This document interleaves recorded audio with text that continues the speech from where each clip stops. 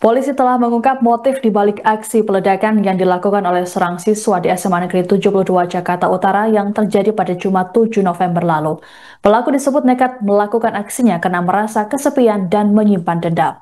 Ditreskrim Polda Metro Jaya Kombes Pol Iman Imanuddin dalam konferensi pers pada Selasa 11 November mengatakan, dari hasil pemeriksaan pihaknya, pelaku merasa sendirian dan tidak punya tempat curhat, baik di lingkungan keluarga, teman, ataupun di sekolah. Akibatnya, pelaku yang kini berstatus anak berkonflik dengan hukum atau ABH itu memupuk rasa amarah terhadap semua orang. Selain itu, ABH juga sering menyendiri dan menjauh dari orang-orang sekitar.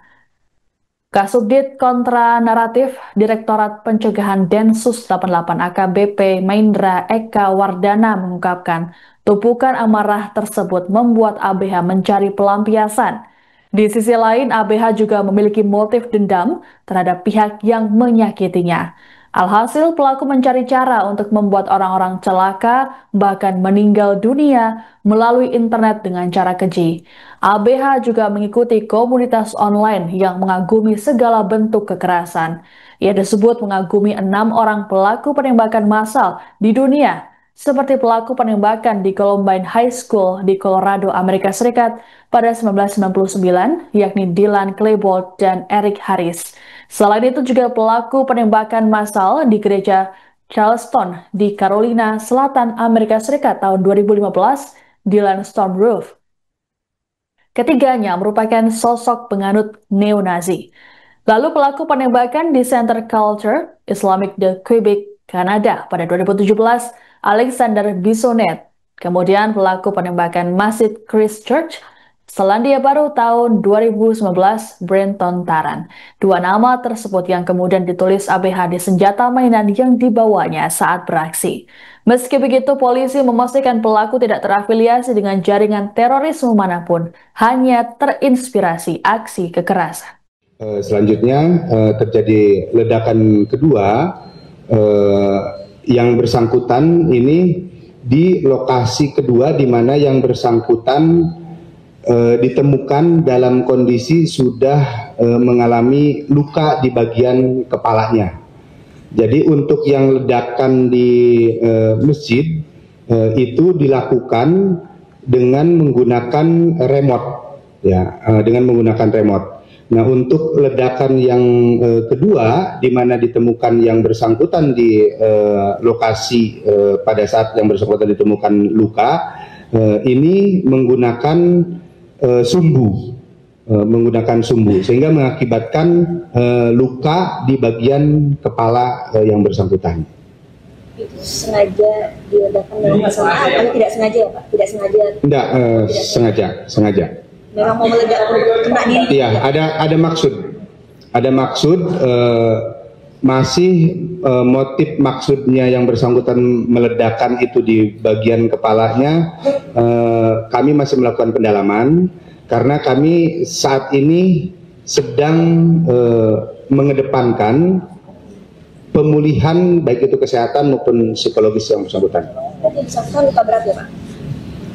Sudah dilakukan operasi upaya pemulihan ya, yang sebagaimana tadi sudah dijelaskan oleh dokter dari Pusdokes Polri berkaitan dengan yang bersangkutan mengalami atau merasa kesendirian.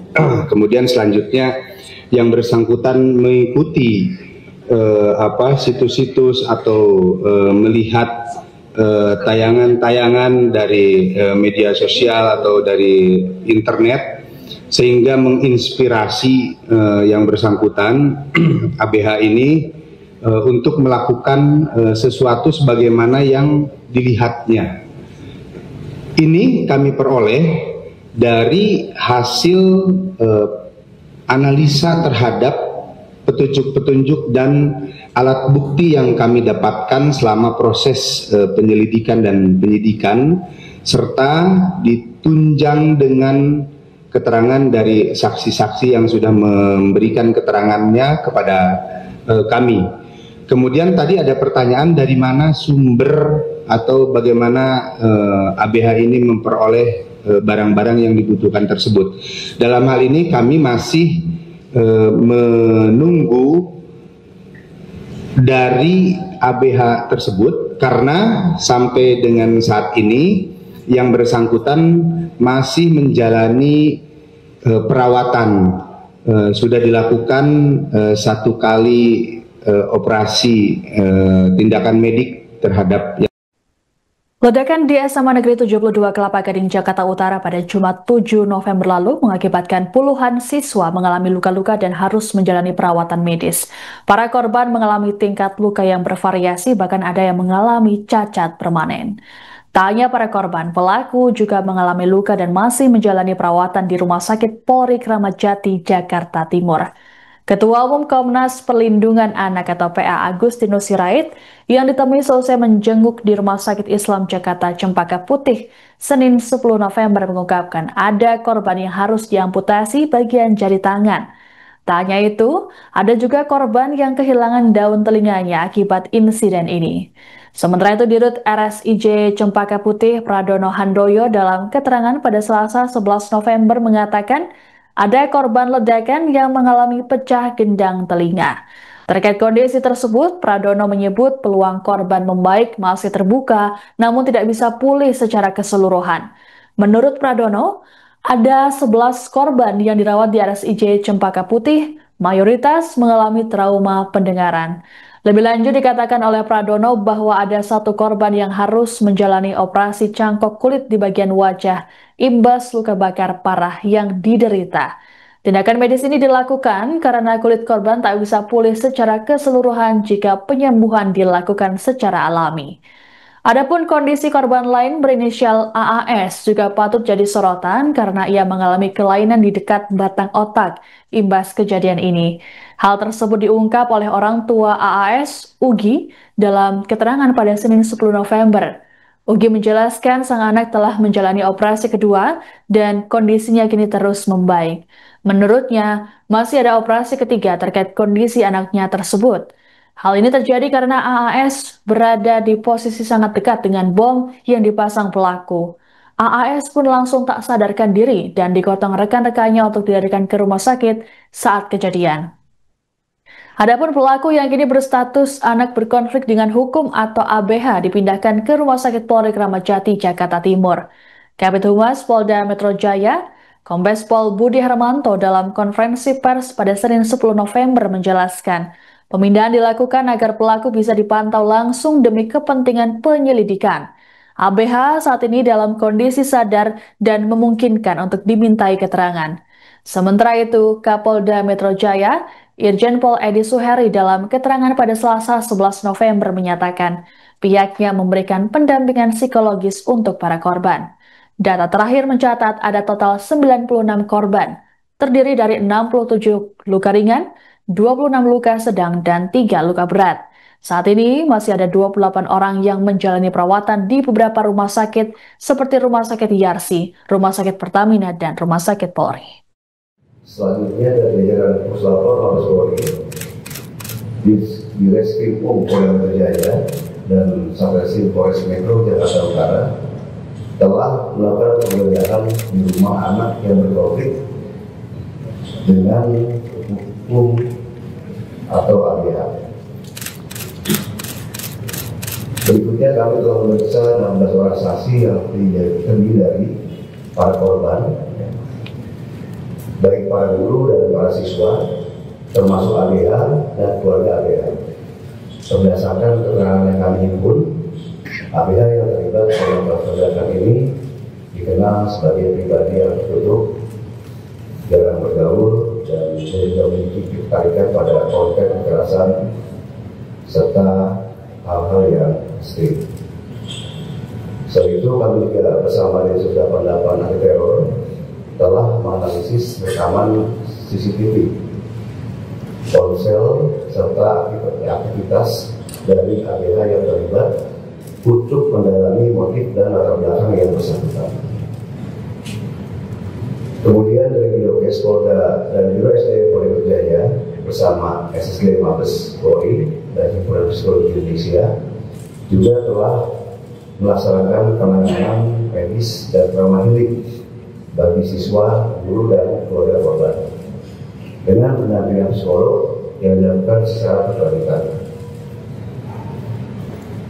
Kemudian kami juga telah menyediakan posko pelayanan korban pasca ledakan yang berlokasi di Rumah Sakit Islam Cempaka Putih untuk memberikan pendampingan dan bantuan bagi korban.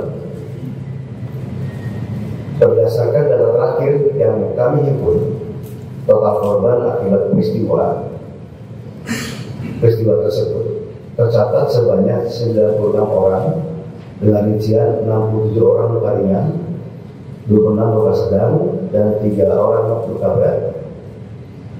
Perlu kami sampaikan bahwa jumlah korban ini mengalami sedikit penambahan dari data awal karena beberapa siswa yang baru ada beberapa yang melaporkan keluhan luka dan gangguan pendengaran setelah beberapa hari kejadian.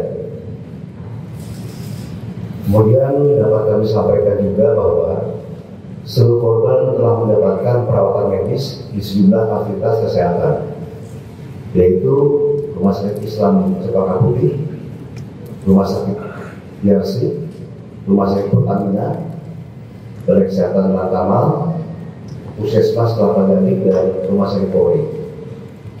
Dari total 96 korban per tanggal 11 November tahun 2025 pukul 12.30 WIB, dapat kami sampaikan bahwa 68 orang diantaranya telah diperbolehkan pulang.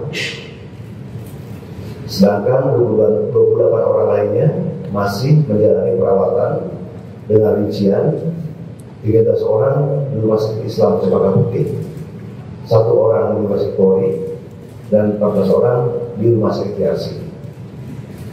Sedangkan seluruh korban di Rumah Sakit Pertamina, Balai Kesehatan Lantamal, dan Puskesmas Kelapa Gading sudah diperbolehkan pulang. Rekan-rekan media yang saya hormati, selanjutnya kami akan melakukan pendalaman hasil penyelidikan dan pemeriksaan saksi-saksi. Berarti anak Bapak ini masih di rumah sakit? Iya, udah 2 kali operasi. Operasi kepala, telinga, sama ini semua pengamangan. Ya ternyata ada manajemen rumah sakit kenapa? Akhirnya dioperasi lagi, kedua hanya tangan, ada ketinggalan barang, paku dia besar, paku besar sendiri. Dari setelah itu ya ada kekurangan manajemen juga. Ternyata dari ambil dari kamar itu sampai 3 jam menunggu belum masuk ruang operasi. Saya juga komplain. Komplain ini kesalahannya di manajemen atau di dokter. Saya bayar teman dokter, saya konfirmasi dengan teman dokter, itu urusan manajemen. Dari manajemen saya komplain juga, ternyata itu urusan dokter. Dia bilang keterangan dari manajemen, Pak, kalau udah masuk ke dalam itu kan dokter yang ngurus, yang melayani. Kalau barangkali ada hal-hal yang perubahan dari jadwal sebelumnya kan gitu. Kalau itu kan sifatnya insiden. Saya bilang begitu. Kenapa anak dari kamar kok ya? Kamera Pak. Jadi, boleh lanjut. Iya, sampai seperti ada keterangannya. Berarti Bapak menilai penanganannya juga cukup lambat ya Pak, maksudnya? Untuk anak saya nggak tahu yang lain ya. Untuk anak saya. Bapak di roti mana Pak? Di Multajam 2 nomor 6. Oh, DRS. Bukan DRC atau DRS. DRS. RSRC. DRC apa Islam? Bukan, Islam. Oh, Islam. Oke. Hanya itu aja katanya. Terus yang ada operasi ketiga katanya, operasi kepala itu. Dilihatin saya itu ada kelainan di dekat batang otak katanya. Download Tribun X sekarang. Menghadirkan lokal menjadi Indonesia.